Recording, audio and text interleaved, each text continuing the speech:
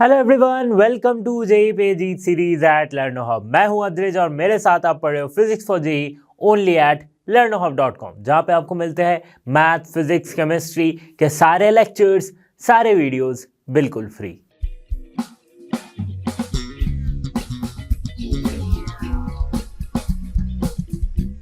Student, JEE series का अगला chapter optics. Optics को हमने डिवाइड किया है दो पार्ट में। एक है ये रे ऑप्टिक्स जो आज हम स्टार्ट करने वाले हैं।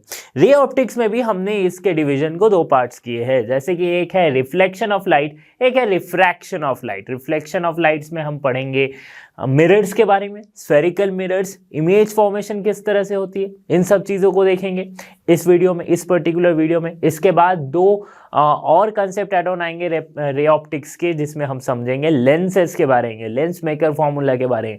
तो बहुत इंटरेस्टिंग सा ये चैप्टर होने वाला है। तो चलिए शुरू करते हैं इस वीडियो को।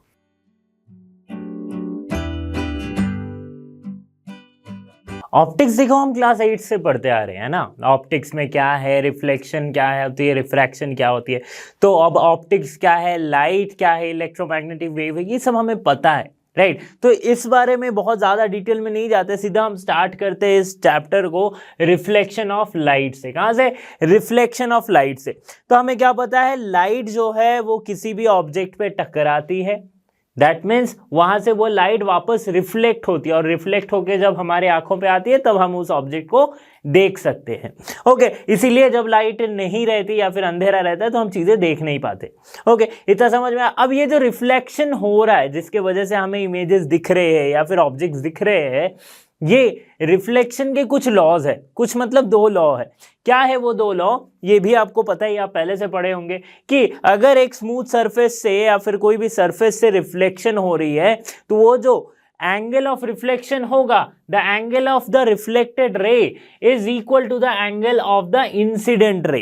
मतलब एक इंसिडेंट रे जितनी एंगल बनाएगी, मतलब जिस एंगल पे ये सपोज ये पॉइंट पे लाइट आके टकरा रही है, रिफ्लेक्ट हो रही है, तो नॉर्मल टू द सरफेस, मतलब अगर इस सरफेस से मैं एक नॉर्मल यानी कि एक परपेंडिकुलर ड्रॉ करूं जस्ट इस पॉइंट पे, तो ये वाला परपेंडिकुलर हमारा क्या है, नॉर्मल।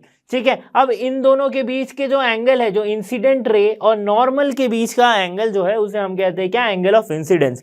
तो जब भी रिफ्लेक्शन हो रही है, ये एंगल ऑफ इंसिडेंस बराबर हो रही है एंगल ऑफ रिफ्लेक्शन से। ठीक है, ये इसका पहला लॉ है। दूसरा लॉ क्या कहता है कि इंसिडेंट रे, नॉर्मल रे एंड नॉर्मल नॉट रे, it is a normal, okay, normal to the point of incidence and reflected ray, they all lie in the same plane। मतलब एक ही प्लेन में लाई करते हैं। अब एक प्लेन का क्या मतलब हो जाता है, सपोज करते हैं कि मेरे पास एक बुक है, ठीक है, ऑप्टिक्स की बुक है। ओके, तो अगर प्लेन की बात करूं कि अगर एक पॉइंट पे टकरा रही है, सपोज ये किसी कोई एक मिडिल पॉइंट है, यहां पे टकरा रही है। अब जो ये रे है, अब अगर मैं आपको ये सेकेंड लॉ नहीं बताऊं कि ये incident ray, normal to the point of incidence and the reflected ray, ये एक प्लेन पे लाई करती है, तो आप समझोगे कैसे। रे ऐसे आ सकती है, रिफ्लेक्शन ऐसे हो सकता है, तब भी एंगल ऑफ इंसिडेंस सेम हो सकता है ना। यहां से reflect angle of incidence, this is a incident ray, और रिफ्लेक्शन सपोज आप कंसीडर कर रहे हो कि इस तरह से, एंगल तो हमारा सेम है। इसीलिए सेकेंड लॉ जरूरी होता है कि अगर मैं इस पेज को इस तरह से रखूं, राइट, इस पेज को अगर मैं रखूं तो इस प्लेन ऑफ पेपर जो है, ये जो प्लेन ऑफ पेपर है, तो तीनों ही रे जो है, दोनों रे और एक normal to the point of incidence, तीनों इस पेपर के अलोंग लाई करेगी। That is the second law, ये सेकेंड लॉ बताती है। ठीक है, the reflected ray is always in the plane defined by the incident ray and the normal to the surface of at that point of contact of the incident ray. ठीक है, अब देखो दो तरह के रिफ्लेक्शन और समझते। अगर स्मूथ सरफेस रखी है, स्मूथ सरफेस मतलब जिसमें इस तरह का कोई इरेगुलरिटी नहीं है, एकदम जस्ट स्मूथ सरफेस है, जैसे कि मिरर हमारा हो जाता है, तो वहां पे कैसे जो रिफ्लेक्शन होगी उसे हम कहते हैं क्या, रेगुलर रिफ्लेक्शन। ओके और अगर वही एक रफ सरफेस है, कोई इरेगुलर सरफेस है, यहां पे अगर रिफ्लेक्शन हो रही है तो उसे हम कहते हैं क्या, डिफ्यूज रिफ्लेक्शन और इरेगुलर रिफ्लेक्शन। अब इसका मतलब ये नहीं है कि दो लॉज फॉलो नहीं हो रहे। ये जो दो लॉज है, पहला लॉ और दूसरा लॉ, ये हमेशा फॉलो होंगे जहां पे भी रिफ्लेक्शन ऑफ लाइट होगा। रिफ्लेक्शन मतलब ही ये लॉज फॉलो होंगे, भले ही वो रेगुलर क्यों ना हो, भले ही वो इरेगुलर क्यों ना हो, डिफ्यूज क्यों ना हो। ठीक है, तो देखो अगर मैं सिर्फ इस फिगर की बात करता हूं, यहां पे आप देख रहे हो इस पॉइंट पे, ठीक है, ये रे आई है, I will choose a different colour. ठीक है, ये जो रे आई है फिर यहां से ये टकरा के इस वे में जा रही है। लेकिन अगर जस्ट मैं इस पॉइंट ऑफ कांटेक्ट को कंसीडर करूं इस तरह से और यहां पे एक नॉर्मल ड्रॉ करूं, तो मुझे जो देखने को मिलेगा कि ये इसके एंगल ऑफ इंसिडेंस और इसकी एंगल ऑफ रिफ्लेक्शन बराबर हो रही है, और तीनों ही incident ray, normal to the point of incidence and reflected ray, तीनों ही सेम प्लेन में लाई करती है। ठीक है, तो ये दोनों लॉ ही वैलिड होता है। तो चाहे कहीं पे भी रिफ्लेक्शन क्यों ना हो, चाहे वो रेगुलर हो या इरेगुलर हो, डिफ्यूज रिफ्लेक्शन हो, लॉज ऑफ रिफ्लेक्शन हर जगह पे वैलिड है। ओके, रिफ्लेक्शन मतलब लॉज फॉलो होंगे। ओके, अब बारी आती है image form by a plane mirror. एक प्लेन मिरर में किस तरह का इमेज फॉर्म होता है, तो ये तो हम रोज के रोज देखते आ रहे हैं, राइट। मिरर के सामने आप जाके बाल वाल बनाते हो, अपनी शर्ट वर्ट ठीक करते हो, तो आप क्या देखते हो वहां पे कि जिस हाइट के, अगर वो प्लेन मिरर है तो आपको क्या दिखेगा कि जितनी दूरी पे आप खड़े हो मिरर से, आपकी जो इमेज है मिरर के पीछे उतनी ही दूरी पे बन रही है।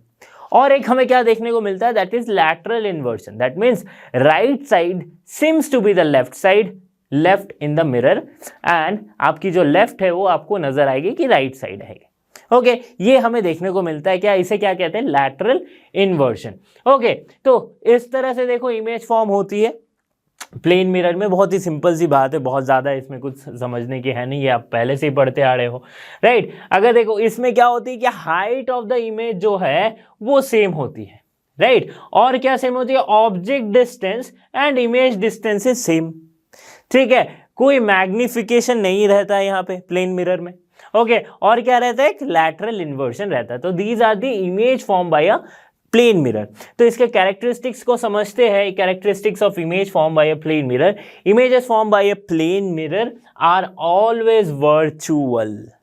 अब वर्चुअल और रियल इमेज ये आपको पता है, बहुत पहले से पढ़ते आ रहे हो। क्या होती है वर्चुअल इमेज, हम क्या कहते हैं कि जिसे हम किसी स्क्रीन में प्लॉट नहीं कर सकते, राइट, प्रोजेक्ट नहीं कर सकते किसी स्क्रीन में। रियल इमेज वो होती है जिसे हम किसी स्क्रीन में प्रोजेक्ट कर सकते हैं, राइट। फॉर एग्जाम्पल, ये चाहे वो मिरर से रियल इमेज हो या फिर लेंस से हो, अगर मैं किसी स्क्रीन में, जैसे आप मूवीज वगैरह देखते हो, अब अगर थिएटर में गए होगे तो प्रोजेक्टर से एक स्क्रीन में प्रोजेक्ट किया जाता है, राइट, उस पर वो दिखाई जाती है पर्दे पे।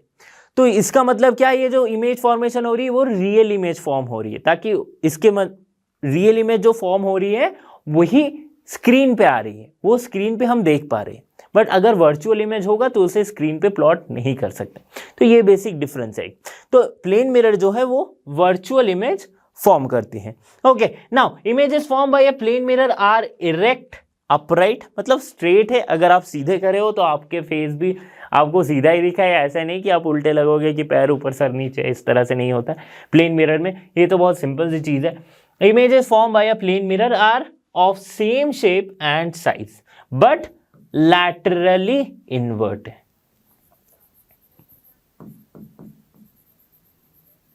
इन्वर्टेड इमेज हमें मिलता है प्लेन मिरर से। ठीक है, तो बात अब करते हैं, आगे बढ़ते हैं और रिफ्लेक्शन इन स्फेरिकल मिरर को समझते हैं। क्या समझेंगे, रिफ्लेक्शन इन स्फेरिकल मिरर। तो स्फेरिकल मिरर मतलब क्या, स्फेरिकल मिरर क्या, स्फेयर से जो हम दो टुकड़े निकाल रहे हैं मिरर का, जिसे हम कहते हैं क्या, concave mirror and convex mirror. तो कनकेव मिरर और कन्वेक्स मिरर कुछ इस तरह से देखता है। देखो एक्चुअल में क्या है, ये अगर ये कनकेव मिरर है, ये है उसकी रिफ्लेक्टिंग सरफेस और ये है इसकी पॉलिश्ड सरफेस। मतलब इस टाइप के जो मिरर्स है, इसका क्या किया जाता है, एक प्लेन शीट ऑफ जो भी मिरर कैसे बनाया जाता है, पीछे वो सिल्वरिंग किया जाता है ग्लास के। ओके, अब देखो ग्लास के पीछे ये सिल्वरिंग अगर कर दूं तो मेरा ये जो सरफेस है ये पॉलिश सरफेस कहते हैं, इसे हम रिफ्लेक्टिंग सरफेस कहते हैं। ओके, अब देखो ये बनता कैसे है, या फिर इसको हम स्फेरिकल मिरर क्यों कह रहे हैं, दिखने में तो ये इस शेप का है, स्फेयर जैसा नहीं है, तो ये स्फेयर का एक पार्ट है। अगर मैं इस मिरर को कंटिन्यू करूं आगे लाइक दिस, तो ये एक स्फेयर बनेगा। मेरा एक तो अंडा बन गया, बट इतना अच्छा हूं नहीं मैं ड्राइंग में, बट फिर भी देखो, तो इसको भी अगर मैं कंटिन्यू करूं तो ये एक स्फेयर बनेगा, राइट। तो इसीलिए इसे स्फेरिकल मिरर कहा जाता है, ठीक है। एक स्फेयर से हमने थोड़ा सा एक कॉर्ड जो है या फिर एक आर्च जो है वो हमने काट के निकाल लिया है, तो इसे हम कहेंगे क्या, स्फेरिकल मिरर। ओके, अब इसमें क्या है, स्फेरिकल मिरर में दो तरह के मिरर्स होते हैं, एक है कनकेव, एक है कन्वेक्स मिरर, ठीक है। ये भी आपको पता है, जैसे कि सबसे इसका बेसिक एग्जांपल जो हो जाता है वो आपका वो स्टील की स्पून हो जाती है। स्टील की स्पून के एक तरफ आप देखोगे जहां से आप उसको यूज करते हैं, वो कौन सी साइड है, उसकी कनकेव साइड है, ठीक है। वैसे अगर स्पून को उल्टा कर दोगे तो वो जो साइड है वो क्या है, कन्वेक्स साइड है। ओके, तो कनकेव साइड में इस तरफ रहता है रिफ्लेक्टिंग सरफेस, और कन्वेक्स साइड में इस तरफ रहती है रिफ्लेक्टिंग सरफेस। कनकेव मिरर, अच्छा इसको कैसे समझेंगे, अगर याद आपको कभी कभार कंफ्यूजन हो जाए, देखो वैसे तो आप क्लास 8 से पढ़ते हो, बट कभी कभी ना 11th में भी आके छोटी मोटी चीज़ों में कंफ्यूजन हो जाती है। तो कनकेव को कैसे याद रखोगे, कनकेव, केव मतलब गुफा, गुफा क्या होता है, जिसके अंदर जाना पड़ता है, अंदर से खाली रहता है, राइट। सो ये कनकेव भी कुछ इसी तरह से अंदर इसके जाना पड़ा, ये अंदर की तरफ धंसा हुआ है, तो ये केव जैसा फॉर्म कर रहा है, राइट। तो इससे आप कनकेव को याद कर सकते हैं, और अगर कनकेव पता चल गया तो कन्वेक्स भी आपको पता चल ही जाएगा। ओके, सो कनकेव मिरर को क्या कहा जाता है, converging mirror, whereas convex mirror को कहा जाता है diverging mirror. Okay, concave mirror में क्या होती है कि रिफ्लेक्टेड लाइट जो है वो मिरर के सामने ही फॉर्म होती है, ठीक है। और कन्वेक्स मिरर में, और अगर मैं सिंपल सी बात करूं तो अगर यहां से पैरेलल में लाइट रेज भेजूं तो वो फोकस में मीट करेगी। दैट मीन्स रिफ्लेक्शन के बाद ये कन्वर्ज हो रही है एट अ पॉइंट, कन्वर्ज मतलब मिलना, ठीक है। एट सम पॉइंट कन्वर्ज हो रही है मतलब मिल रही है, सारी रेज आके एक पॉइंट पे मिल रही है, ठीक है। तो इसलिए इसे कन्वर्जिंग मिरर कहा जाता है। कन्वेक्स मिरर, अगर यहां से मैं लाइट रेज को सेंड करूं तो ये रिफ्लेक्ट होके डाइवर्ज हो जाएंगी, डाइवर्ज हो रही है, लेकिन कहां से डाइवर्ज हो रही है, तो diverge seems to be diverging from a point behind the convex mirror, ठीक है।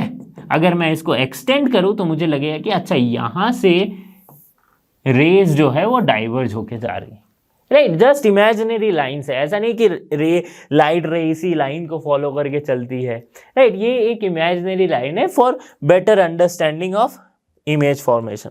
ओके, तो ये हमने पढ़ा कनकेव मिरर, कन्वेक्स मिरर के बारे में। अब आगे बात करते हैं इसके साइन कन्वेंशन के बारे में। इसकी साइन कन्वेंशन कैसे लेंगे, तो देखो हम जब भी इमेज फॉर्मेशन को ध्यान से पढ़ते हैं या फिर इमेज फॉर्मेशन के बारे में जानते हैं, तो हम क्या समझते हैं उसमें कि एक ऑब्जेक्ट रखी गई है, इसकी इमेज कैसे फॉर्म होगी। एक ऑब्जेक्ट दी गई है, उसकी इमेज किस तरह से फॉर्म होगी, उसकी इमेज की नेचर क्या होगी, यही तो हम समझते हैं, राइट। अब देखो ऑब्जेक्ट को किसी एक डिस्टेंस पर रख दिया गया, ये क्या है हमारे पास, ये है हमारे पास कनकेव मिरर, ठीक है। अब कनकेव मिरर में या फिर कोई भी स्फेरिकल मिरर में हम ये कुछ पॉइंट्स को डिनोट करते हैं। एक होती है पोल, राइट, ये बिल्कुल सेंटर ऑफ द, अच्छा ये mn जो है, ये जो पूरा लेंथ है m से लेके n तक, ये पूरी पार्ट को हम क्या कहते हैं, एपर्चर। ओके, इसे क्या कहते हैं हम, एपर्चर। ओके, और एक होती है क्या, प्रिंसिपल एक्सिस। ओके, क्या होती है, प्रिंसिपल एक्सिस, ठीक है। ये होती है प्रिंसिपल एक्सिस, ये वाली जो लाइन है, ओके, जो कि बिल्कुल इसके पॉइंट P से होके गुजर रही है, प्रिंसिपल पॉइंट से होके गुजर रही है। इस लाइन को, स्ट्रेट लाइन को हम कहते हैं प्रिंसिपल एक्सिस। इस एक्सिस में दो और पॉइंट होते हैं जिसे हम कहते हैं, एक फोकस और दूसरा है सेंटर ऑफ कर्वेचर, ठीक है। अब फोकस में क्या होती है, अगर इंफिनिटी से कोई लाइट आ रही है पैरेलली तो ये फोकस में मीट करेगी, फोकस में क्या होगा, इमेज फॉर्म हो रहा है, ठीक है। अब देखो दूसरी बात क्या है, सेंटर ऑफ कर्वेचर। देखो जैसे कि मैं बताया था कि ये जो कनकेव मिरर है ये एक एक्सटेंडेड, ये एक पार्ट है किसका, किसी स्फेयर का पार्ट है। स्फेयर का थोड़ा सा आर्च हमने चुरा लिया है और ये कनकेव मिरर हमने बनाया है। अब अनकन्वेक्स मिरर भी वैसे ही बनाया है। तो ये अगर ये इसको मैं एक्सटेंड करते जाऊं तो ये एक स्फेयर बनेगा। उस स्फेयर का जो सेंटर होगा उसे हम कहते हैं क्या, सेंटर ऑफ कर्वेचर। और सेंटर ऑफ कर्वेचर से ये पॉइंट तक की डिस्टेंस को हम कहते हैं रेडियस ऑफ कर्वेचर। वैसे ही फोकस से पॉइंट के डिस्टेंस को हम कहते हैं फोकल लेंथ। ओके, अब थोड़ा साइन कन्वेंशन को समझ लेते हैं। ये हमने समझ लिया तीन मेजर चीजें जो है, principal axis, point, aperture, focus, radius of curvature, centre of curvature, focal length. ठीक है, ये सारी चीजें हमने समझा। अब देखो क्या करते हैं, यहाँ पे थोड़ा साइन कन्वेंशन को समझते हैं कि साइन कैसा लेना है। जब भी आप इसके आगे बढ़ोगे तो उसमें क्या आप यूज करोगे, मिरर फॉर्मूला की यूज करोगे और जहाँ पे एफ, वी, यू इन सब के वैल्यूज को लिखोगे।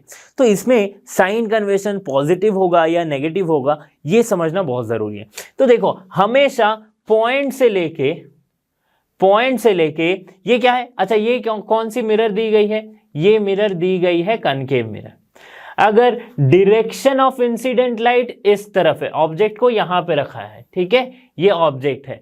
ऑब्जेक्ट की हाइट को हम लेते हैं हाइट अपवर्ड्स। अगर अप की तरफ, यहां से ऊपर की तरफ हाइट है तो उसे हम ले रहे हैं पॉजिटिव में। अगर इस तरफ से कोई ऑब्जेक्ट रखा जाएगा तो उसकी हाइट को हम लेंगे नेगेटिव में। ठीक है, मतलब अगर इसी ऑब्जेक्ट का अगर इमेज ऐसा फॉर्म हो रहा है उल्टा, तो इमेज की जो हाइट होगी उसको हम लेंगे नेगेटिव में। ठीक है, बाकी बात करते हैं डिस्टेंस टूवर्ड्स द लेफ्ट। कोई भी पॉइंट से अगर लेफ्ट हम मेजर कर रहे हैं तो उसका हम लेंगे नेगेटिव। अगर पॉइंट से राइट की तरफ मेजर कर रहे हैं तो उसे हम लेंगे positive. Okay, so these are the simple thing. Okay, आगे बढ़ते हैं। ठीक है, तो ये हमने समझ लिया कि light comes from this side in concave lens. Okay, और फिर क्या होती है, वो एक इमेज फॉर्म करती है फोकस में। ओके, फोकस में ये क्या हो रही है, अगर पैरेलल लाइट आ रही है तो किस तरह से इमेज फॉर्म करेगी। ओके, कन्वेक्स मिरर में क्या होता है, कन्वेक्स मिरर में appears to diverge from focus, मतलब ये इमेजिनरी लाइन रिफ्लेक्ट होने के बाद ये डाइवर्जन हो रहा है जो, राइट, इसलिए इसे डाइवर्जिंग मिरर कहते हैं। लेकिन ये जो डाइवर्ज हो रहा है ये कहां से हो रहा है, from the focus behind the mirror. ठीक है, तो इस तरह से छोटी मोटी चीजें हैं जो कि कनकेव और कन्वेक्स को डिफाइन करती है। तो स्फेरिकल मिरर की इमेज फॉर्मेशन को थोड़ा और ध्यान से समझते हैं और रे डायग्राम्स को समझते हैं।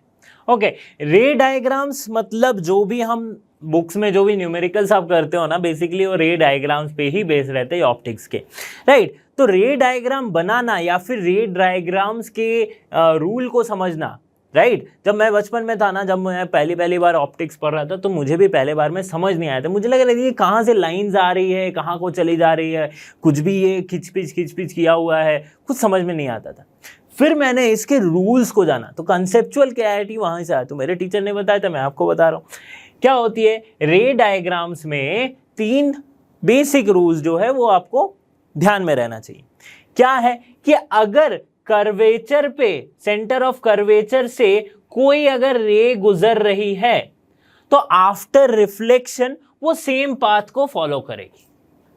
ठीक है, सेंटर ऑफ कर्वेचर से अगर कोई रे गुजर रही है और किसी भी मिरर पे वो टकरा रही है तो आफ्टर द रिफ्लेक्शन वो सेम पाथ को फॉलो करके जाएगी। मतलब इंसिडेंट रे और रिफ्लेक्टेड रे की पाथ जो है वो सेम हो जाएगी। ओके, ये कब होता है, जब लाइक ये कर्वेचर पे आती है। ओके, नाउ बात करते हैं फोकस पे। अगर फोकस से कोई रे गुजर रही है तो रिफ्लेक्शन होने के बाद वो पैरेलल हो जाएगी। पैरेलल किसके पैरेलल, प्रिंसिपल एक्सिस के पैरेलल। ठीक है, अच्छे से बता देता हूं मैं। अगर सेंटर ऑफ कर्वेचर से कोई रे गुजर रही है, ये सपोज एक कनकेव मिरर है, तो सेंटर ऑफ कर्वेचर से रे गुजरेगी तो यहां पे क्या होगा, ये इस पॉइंट पे नॉर्मली फॉल करेगी। नॉर्मली बोले तो 90 डिग्री पे। कब होगा ऐसे, जब सेंटर ऑफ कर्वेचर से आएगी। ठीक है, अब आप बता लो, खुद ही देख लो। यहाँ पे मैं कुछ याद आपको नहीं करवाऊंगा, कुछ आपको रटवाऊंगा नहीं, बस सिंपल सा कंसेप्ट बताऊंगा। अगर कोई रे इनिशियल एंगल जिसका 90 डिग्री है, तो उसका रिफ्लेक्शन एंगल यानी कि एंगल ऑफ इंसिडेंस अगर 90 डिग्री है, तो एंगल ऑफ रिफ्लेक्शन क्या होगा? Angle of incidence is equals to angle of reflection. तो अगर ये 90 डिग्री है तो वो भी 90 डिग्री होगा। तो इस प्लेन पे 90 डिग्री और कब बनेगा? जब इसी के पाथ को फॉलो करके वापस जाएगा, है ना।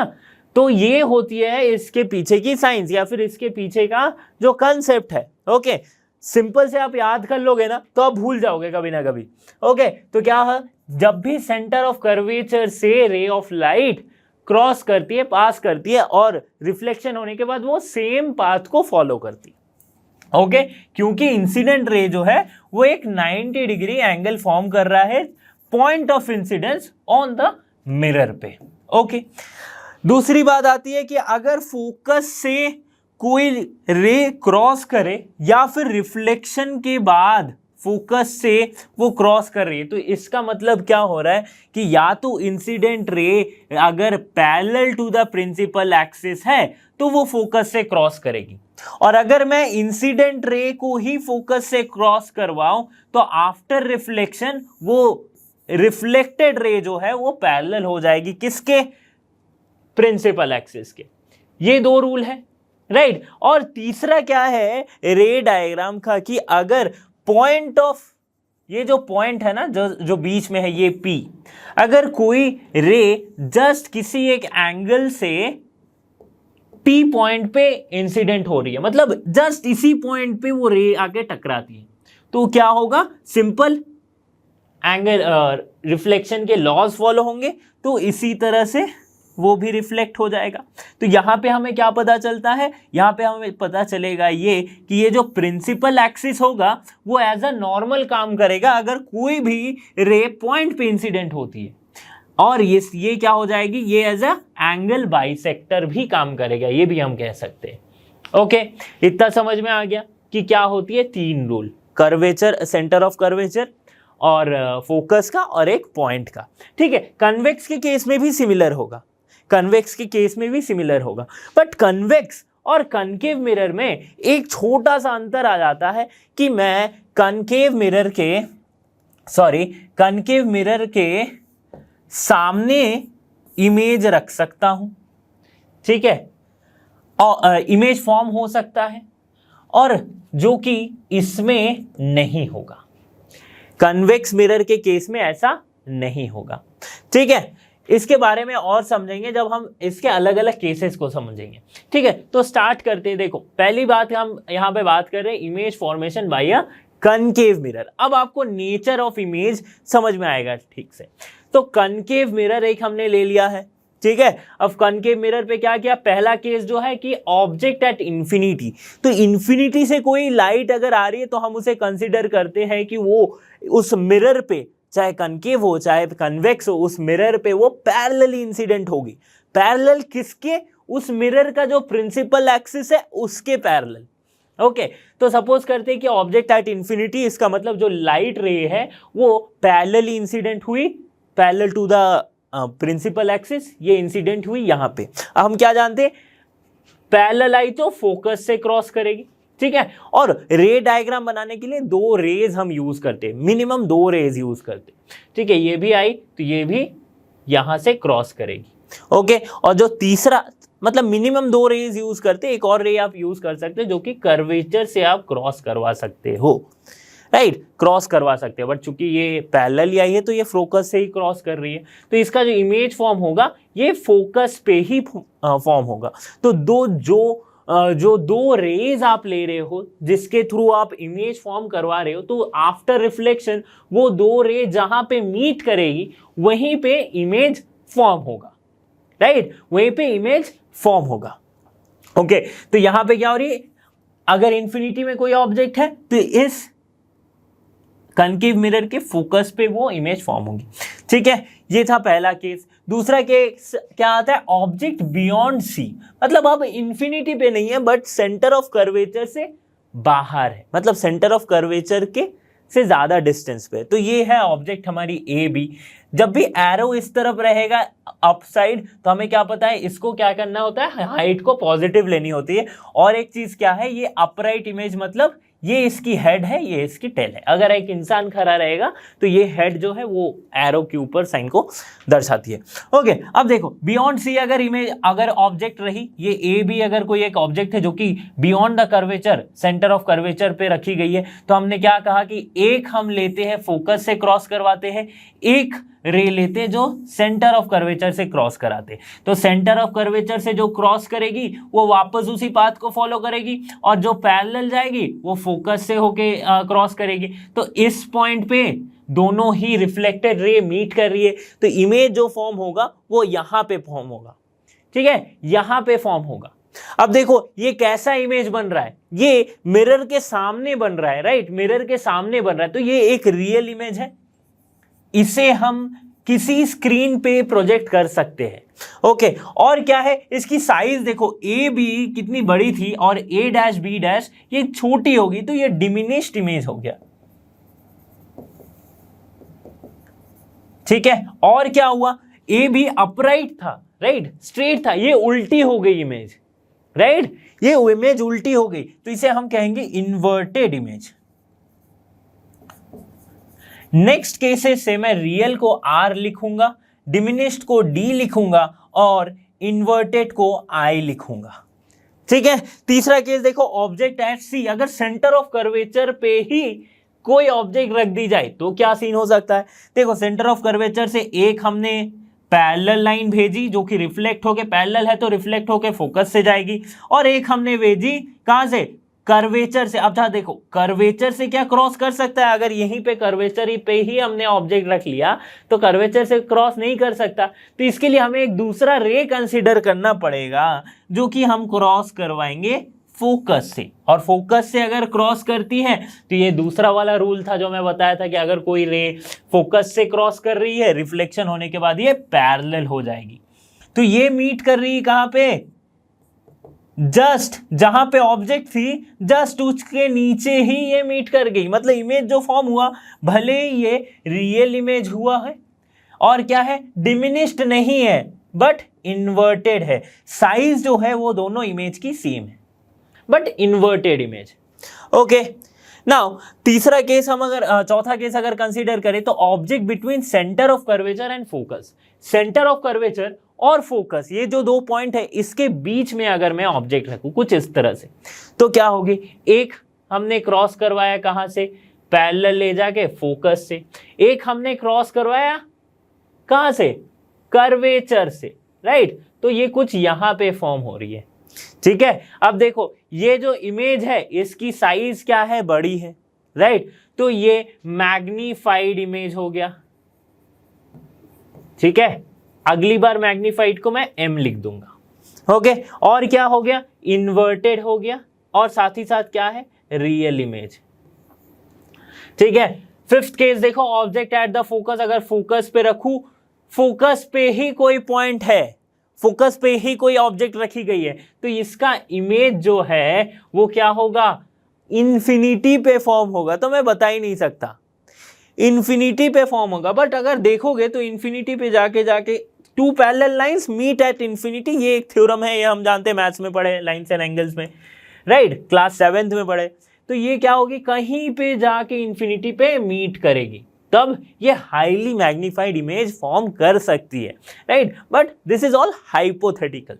Okay, object between the focus and the pole, अगर पोल और फोकस के बीच में, पॉइंट को पोल भी कहा जाता है ना, जो ये P पॉइंट है इसे पोल भी कहते हैं, मैक्सिमम पोल ही कहा जाता है, मैंने पॉइंट कह दिया था बट एक्चुअल में इसे पोल हम बोल सकते हैं। तो पोल और फोकस के बीच में अगर ऑब्जेक्ट रहे तो क्या होगा, एक हम फॉर्म करवाएंगे कहां से, कर्वेचर से, दूसरा क्या होगा, फोकस से तो नहीं जा सकता, राइट। तो इसे हम कुछ इस तरह से इसकी ग्राफ को या फिर इसकी रे को ड्रॉ करेंगे जो हम पोल से, यानी कि पॉइंट या फिर पोल से क्रॉस करवाएंगे इस तरह से। तो यहां पे जो इमेज फॉर्म होगी वो एक वर्चुअल इमेज फॉर्म होगी, राइट, वर्चुअल इमेज फॉर्म होगी। तो वर्चुअल, राइट, एनलार्ज्ड, काफी बड़ा है ये, एनलार्ज्ड और क्या है, मैग्नीफाइड बोल सकते हैं, मैग्नीफाइड बोल सकते हैं, वर्चुअल, मैग्नीफाइड और इरेक्ट है मतलब स्ट्रेट है। ये इन सारे केसेस में इन्वर्टेड इमेज मुझे मिल रही थी। ओके, वैसे अगर बात करते, ये तो हमने कनकेव मिरर के केस देखे। कन्वेक्स मिरर का अगर देखें तो यहाँ पे दो पॉसिबिलिटी हो सकती है, एक ऑब्जेक्ट एट इंफिनिटी और ऑब्जेक्ट एट फाइनाइट डिस्टेंस। क्यों दो पॉसिबिलिटी हुआ, इससे ज्यादा क्यों नहीं हो? वहां पे तो हम कर्वेचर पे रख रहे थे, फोकस पे रख रहे थे, कर्वेचर और फोकस के बीच में रख रहे थे, ऐसा क्यों हुआ? क्योंकि देखो सिंपल सा लॉजिक है। क्या है? ये है भैया मेरा कन्वेक्स मिरर, ठीक है। इसका पॉलिश सरफेस है ये वाला, ये ब्लू वाली, इसकी रिफ्लेक्टेड सरफेस है यहां, बट इसकी सेंटर ऑफ कर्वेचर, फोकस किस तरफ लाई करती है? इस तरफ लाई करती है। तो क्या मैं मिरर के पीछे खड़े होके मैं अपना इमेज देख पाऊंगा? बिल्कुल नहीं देख पाऊंगा, राइट। तो इसीलिए दो ही पॉसिबिलिटी, या तो दूर में रखो या फिर पास में रखो मिरर के। बट अगर आप रखना चाहोगे सेंटर पे तो भैया कोई फायदा नहीं है वाला है, क्योंकि इस तरफ तो रिफ्लेक्टिंग सरफेस है ही नहीं, कहां से रिफ्लेक्ट होगी? ठीक है, समझ में आ रही बात? तो इस केस में देखो क्या क्या हो रहा है। इस केस में एक वर्चुअल इमेज फॉर्म हो रहा है, राइट, और जो कि छोटी है। यहां पे भी क्या हो रही है, appears टू फॉर्म, अगर पैरेलली कोई रे आ रही है इनफाइनाइट डिस्टेंस से तो ये appears to form at the focus पे ये मीट करेगी, इमेज फॉर्म होगा यहाँ पे, ठीक है। तो एक चार्ट में दिखाने वाला हूं, छोटा सा चार्ट है, यहाँ पे सारे पॉसिबिलिटीज लिखे गए, सारे केसेस की कि क्या क्या होता है। इस चार्ट का आप चाहे तो आप 1 सेकेंड में, मैं यहाँ से हट जा रहा हूँ, आप स्क्रीनशॉट ले सकते हैं। ओके, तो आई होप कि आपने स्क्रीनशॉट ले लिया होगा। क्या है इसमें देखो, object at infinity, position of the image at the focus, highly diminished मतलब बहुत ही छोटी, रियल एंड इन्वर्टेड इमेज, ठीक है। तो आप एक देखो कि इसमें जो हमने 6 केसेस पढ़े थे, 6 के 6 cases in case of concave, ये कनकेव का है, okay, this is case of concave. Okay, 6 cases जो पढ़े थे, 6 में से 5 केस था जहां पे real and inverted image form होती है। एक केस था जो हमने फोकस और पोल के बीच में जब ऑब्जेक्ट को रखा था तब हमें वर्चुअल एंड इरेक्ट इमेज मिला था। ओके, ये समझ में आ गई बात। और एक क्वेश्चन पूछा जाता है कि सेम साइज की इमेज कब फॉर्म होती है कनकेव मिरर में? तो जब ऑब्जेक्ट सेंटर ऑफ कर्वेचर या फिर फोकस पे रखा जाए तब।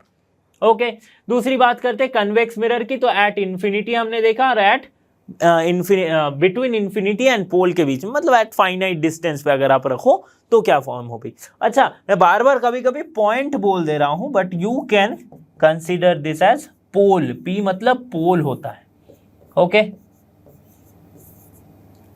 समझ में आ रही बात? तो इस केस में देखो, कन्वेक्स मिरर में दोनों ही केस में कौन सी इमेज फॉर्म हो रही है? वर्चुअल और इरेक्ट इमेज। वर्चुअल इमेज बोले तो स्क्रीन में फॉर्म कर सकते। तो अब आप बता सकते हो कि जो प्रोजेक्टर में जो लेंसेज लगी होती है, अच्छा वो तो लेंस है, अच्छा उसको बाद में डिस्कस करते हैं, है ना, उसको बाद में डिस्कस करते हैं। ओके, तो ये हमने क्या पढ़ा, यहाँ पे हमने पढ़ा इमेज फॉर्मेशन बाय कनकेव और कन्वेक्स मिरर के बारे में। अब हम समझेंगे मिरर फॉर्मूला को। देखो, वैसे तो मिरर फॉर्मूला बहुत ही छोटा सा, बहुत ही सिंपल सा फॉर्मूला है, बट यहाँ पे हम थोड़ा सा उसके डेरिवेशन को समझेंगे। डेरिवेशन क्यों? क्योंकि वैसे तो जे के लिए मैं डेरिवेशन करवाता नहीं हूँ, बट फिर भी डेरिवेशन इस मिरर फॉर्मूला का इंपॉर्टेंट है।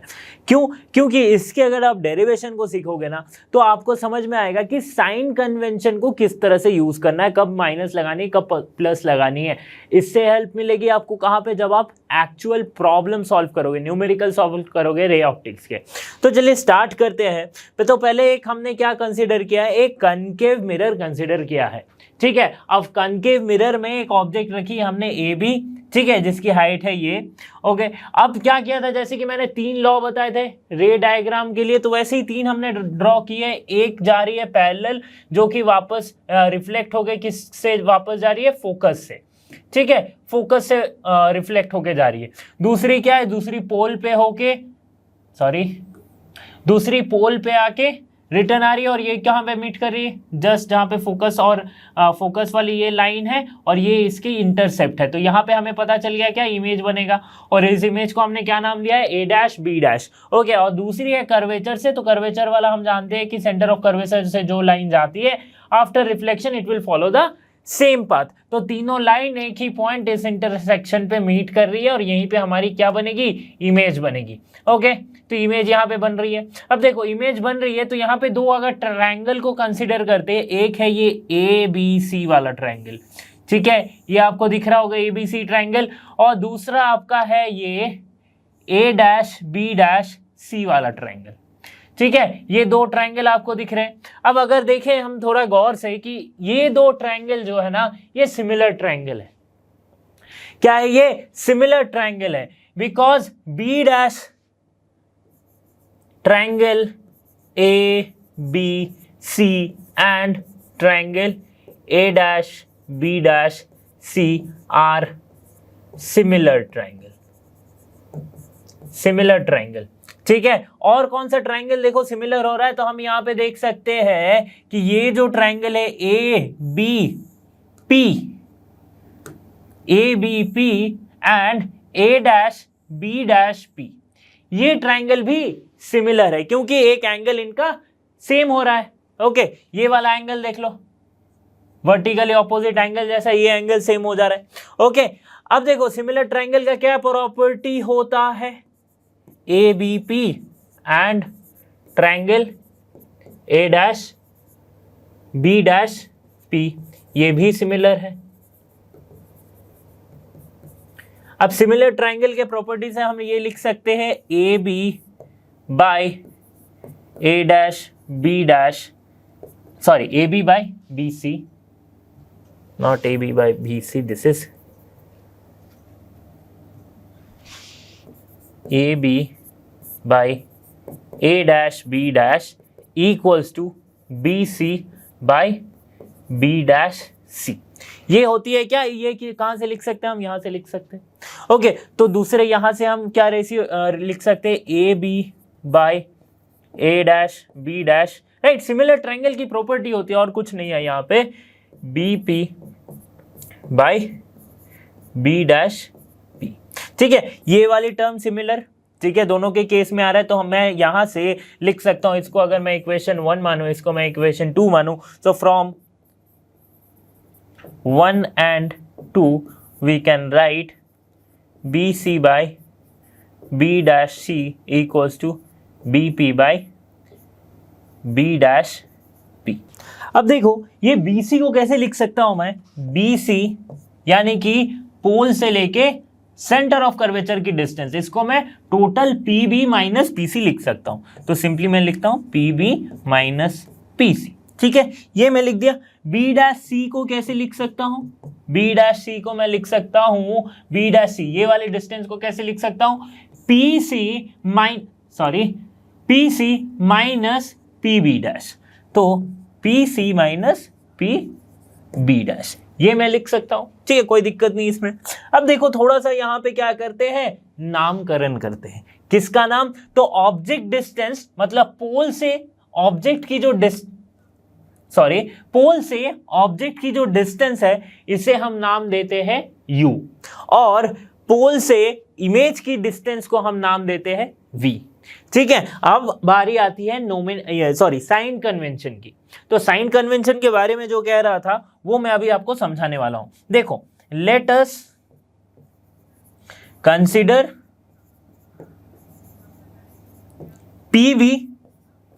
PB एक्चुअली क्या है, पोल से ऑब्जेक्ट की डिस्टेंस, तो इसका नाम हमने क्या रखा है, U रखा है। तो U क्या है, ऑब्जेक्ट डिस्टेंस। कहां से डिस्टेंस है ऑब्जेक्ट की, पोल से है। किस तरफ हमने डिस्टेंस मेजर किया है, तो पोल से लेफ्ट की तरफ। लेफ्ट की तरफ करेंगे तो कौन सा साइन लेते हैं, साइन कन्वेंशन में हमने जाना था, that is negative sign, so we will write -U। तो PB क्या हो गई, -U। वैसे ही अगर PC की बात करूं तो PC क्या है, पोल से centre of curvature, that is radius of curvature, तो उसे हम लेते हैं R, और चूंकि लेफ्ट साइड में मेजर किए तो ये हमने लिख लिया -R। ये एक्चुअल में क्या है, रेडियस ऑफ कर्वेचर, ठीक है, समझ में आ रहा है ना साइन कन्वेंशन किस तरह से ध्यान रखना है। PB' क्या हो जाएगी, PB' है P से लेके इमेज तक की डिस्टेंस, इसे हम लेते हैं V, that is image distance. अब देखो इमेज डिस्टेंस V है, इमेज डिस्टेंस, ठीक है। और चूंकि लेफ्ट में मेजर किए तो -v। तो अभी समझ में आ रहा है, देखो PB, PC, PB डैश ये सारे क्या आ गए, -u, -r एंड -v। तो अब ये सब वैल्यूज हमें पुट करना है BC by B dash C में, तो पुट करते हैं। तो कैसे आएगा, देखो BC by B dash C equals to PB by PB dash, ठीक है। BC की जगह पे हमने क्या लिखा था, PB माइनस PC। सो PB को माइनस PC और B डैश C को हमने क्या लिखा था, PC माइनस PB डैश, ये हमने लिखा था PB बाई PB डैश, ठीक है। समझ में आ गई बात। अब देखो PB के जगह पे क्या आ गया था, PB क्या है, object distance, so that is -u। PC क्या है, radius of curvature -r। PC क्या है, radius of curvature -r। PB dash क्या है, image distance, that is -v, ठीक है। वैसे ही यहाँ पे PB है ऑब्जेक्ट डिस्टेंस और ये है image distance, minus sign will cancel out. हमारे पास क्या आएगा, ये v इधर मल्टीप्लाई हुआ तो u minus u v dash और यहाँ पे प्लस r आएगा, सो प्लस vr, क्या आ गया, plus vr।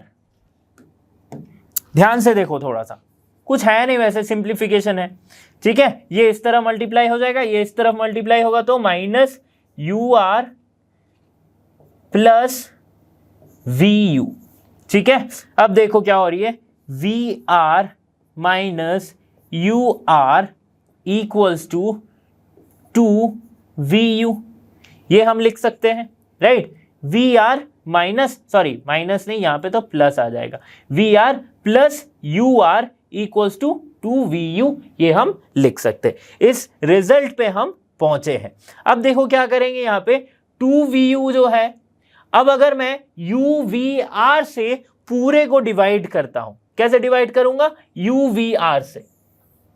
So let us divide the whole system with uvr। तो डिवाइड करने, डिवाइडिंग बाय uvr, ठीक है। देखो यहां पे क्या आया, यहां पे हमने क्या सॉल्व किया है, जो दो टर्म आ रहे थे, एक vu और यहां पे भी -vu, इसको उस तरफ ले गए हम। तो इसको अगर उस तरफ ले जाएंगे तो हमारे पास क्या बच जाएगा, 2uv, ठीक है। और ये वाले सिस्टम को, सॉरी ये वाले टर्म को -ur को इस तरफ ले आए, प्लस ur हो गया, सो vr प्लस ur। अब अगर uvr से डिवाइड करूं तो मेरे पास क्या बचेगा, r will cancel out, v will cancel out, तो 1/u प्लस 1/v, ये बच गया, यहाँ पे 1/v और यहाँ पे क्या बचेगा, 2vu, सो 2vu बाय uvr, सो 2/r बच गया, सो 1/u plus 1/v equals to 2/r, ये हमारे पास आया। अब देखो रेडियस ऑफ कर्वेचर और फोकल लेंथ का क्या रिलेशन है, कि रेडियस ऑफ कर्वेचर जो होती है वो ट्वाइस ऑफ फोकल लेंथ होती है, यानी कि focal length equals to r/2 ये होती है, ठीक है। अब 2/r है यानी कि 1 फोकल लेंथ, ठीक है। So u plus v equals to 1 focal length, ये होगा ना, r/2 अगर f है सो 1/f equals to 2/r, simply है। तो यहाँ पे हमने क्या लिखा, 1 फोकल लेंथ, तो ये जो आ गया हमारे पास 1/u plus 1/v equals to 1/f, ये आ गई क्या है, ये हमारे पास आ गई मिरर फॉर्मूला। तो इसे हम कहते हैं क्या, मिरर फॉर्मूला, ठीक है। समझ में आ गया किस तरह से डिराइव हुआ। अच्छा ये क्यों इंपॉर्टेंट था, क्योंकि यहाँ पे साइन कन्वेंशन हम देख रहे थे।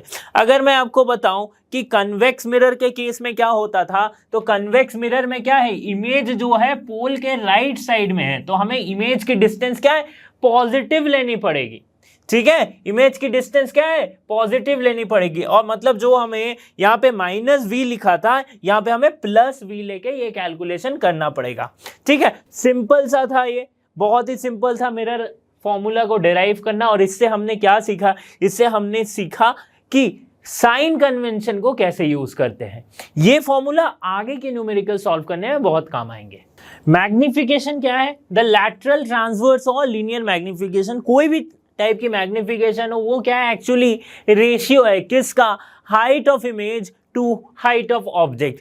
एक्चुअल में मैग्निफिकेशन हम देखा जाए तो फिजिकल सेंस भी वही है ना, कि कितना ज्यादा मैग्नीफाई हो रही है, तो कैसे पता चलेगा कि पहले कितनी थी और अभी कितनी है, राइट? तो ये मैग्निफिकेशन का डेफिनेशन है कि height of image by height of object. तो मैग्निफिकेशन का कोई यूनिट नहीं होता है, कि दोनों ही यूनिट है, ऊपर नीचे दोनों ही सेम यूनिट है, तो यूनिटलेस क्वांटिटी हो गई है। तो ये है मैग्निफिकेशन। ओके, बहुत कुछ इसमें जानने का नहीं है, सिंपल सी टॉपिक है। इससे आपको कभी भी क्वेश्चन पूछा जाए कि मैग्निफिकेशन निकालो, राइट? तो आपको क्या करना है, जो हाइट ऑफ इमेज है, हाइट ऑफ ऑब्जेक्ट है, वो आपको पुट करके निकाल लेना है। तो एक एग्जांपल हम कर लेते हैं, रे ऑप्टिक्स का एक एग्जांपल कर लेते हैं। In the case of a concave mirror, what is the image distance if the object distance is 20 centimetre? It is assumed that the mirror's focal length is 20 centimetre. Mirror कौन सा कहा गया है? Concave mirror. ठीक है, एक बार हम इसकी रे डायग्राम को बना लेते हैं। तो ये रहा हमारे पास एक कॉनकेव मिरर आ गया बढ़िया सा।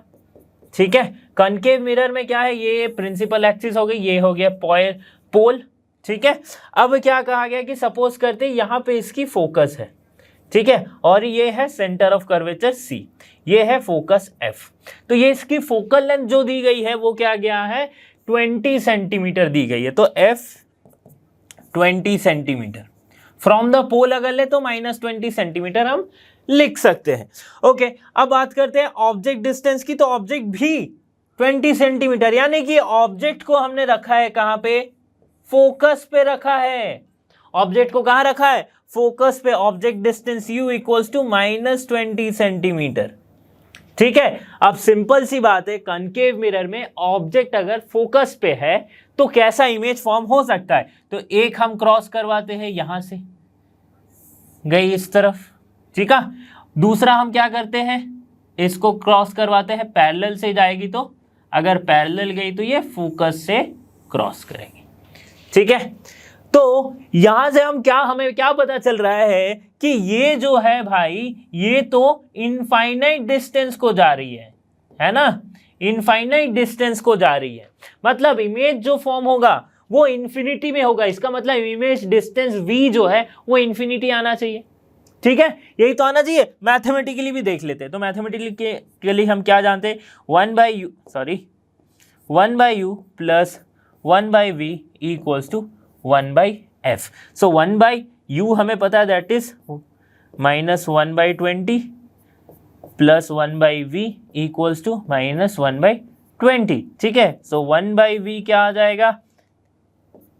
-1/20 प्लस 1/20, तो ये हो गया 0। तो 1/v अगर 0 है सो v क्या है? 0।